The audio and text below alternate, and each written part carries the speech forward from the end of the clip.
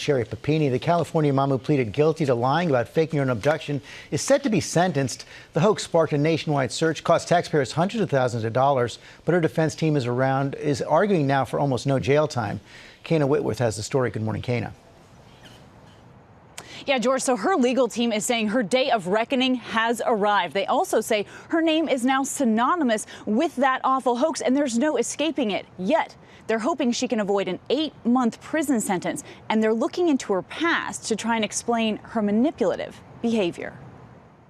Just days before, California mom Sherri Papini is set to learn her fate from a judge for faking and lying about her own kidnapping, her legal team asking for leniency.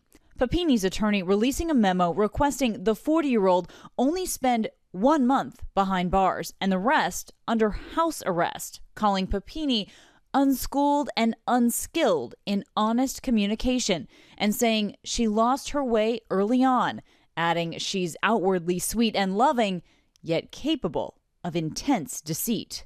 Federal prosecutors asking for an 8-month prison sentence, saying her hoax was deliberate, well-planned, and sophisticated, claiming Papini continues to maintain the story that she was kidnapped. Even an 8-month sentence seemed relatively low, given that there was over $300,000 in loss here that she collected as benefits. You ready to get in there? Back in April, yes. Papini pleading guilty in the 11th hour to lying to federal agents and mail fraud, avoiding a jury trial. It is never too late to do the right thing. The mother of two was first reported missing November 2nd of 2016. Papini then miraculously returned Thanksgiving Day, telling police 2 Hispanic women kidnapped her at gunpoint, tortured, and starved her.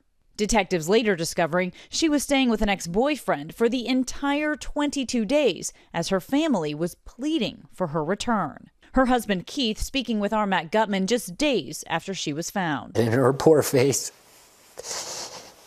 I got nauseated just looking at her. The bruises were just intense, the bumps from, being hit and kicked and whatever else.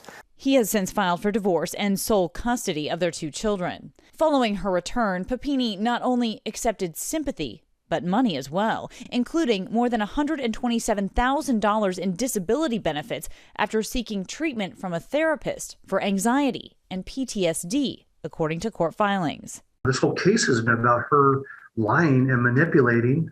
And so why are all of a sudden we supposed to believe that magically now she's remorseful? I don't buy that one bit.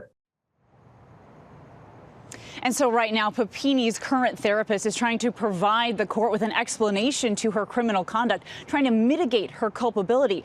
But the state warning that those opinions should be weighed carefully. The state also noting that Papini misled her previous therapist for more than 4 years.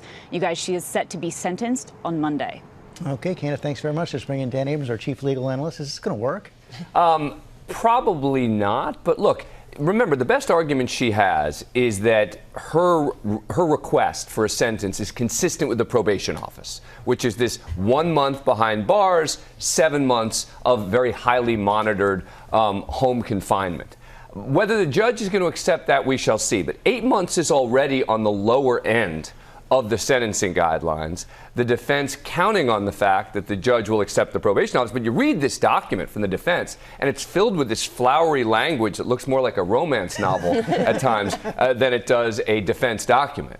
Sure does. And prosecutors claim that she's still lying. Yeah. She's still lying about the abduction. And that's a critical question, right? Because part of a plea deal like this is you accept responsibility for what you did.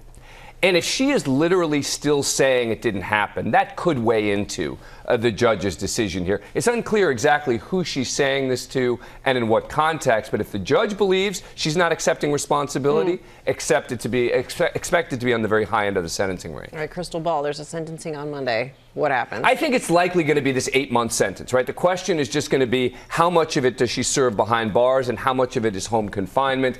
I think it's likely still that more of it's going to be behind bars, but we shall see. We'll see exactly what happens with the question Robin was asking, which I think is critical, which is there definitely an acceptance of responsibility here or not?